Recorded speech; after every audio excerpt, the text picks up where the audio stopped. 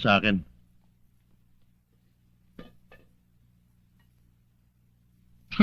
Wala na pala akong sigarilyo eh. Maiwan ko muna kayo. Bibili lang ako sandali.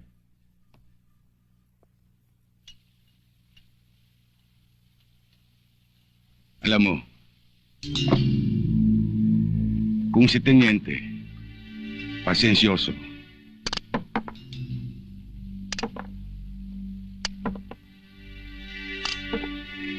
ako, maiksi ang PC ko.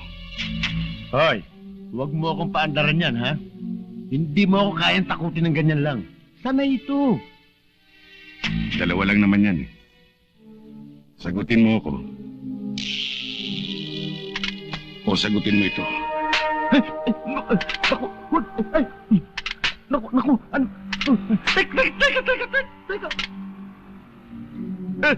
Baka mata pa sa may bala. Baka itulak ng demonyo yan. Pumutok. Yan ang hindi mo na malalaman. Sabihin mo, sasagutin ko. May boses na ako. Paupo ka. Dito ka kumanta.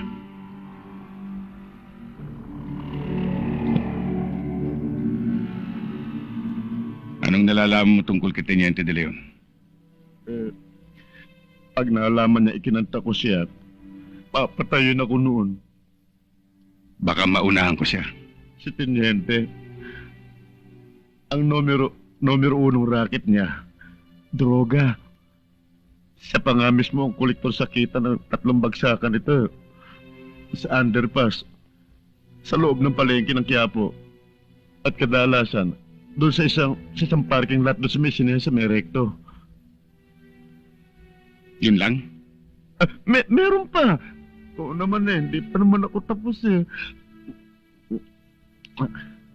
Malakas din ang ugong na si Teniente rin ang umupak doon sa mga kapwa mo pulis sa may estero.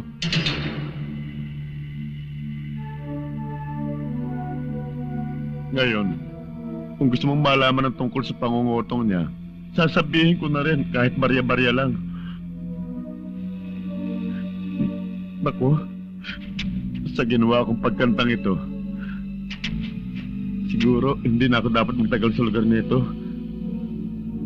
Ako na lamang ang babalik sa probinsya namin, ha? Naku, pasensya ka na't napaghintay kita.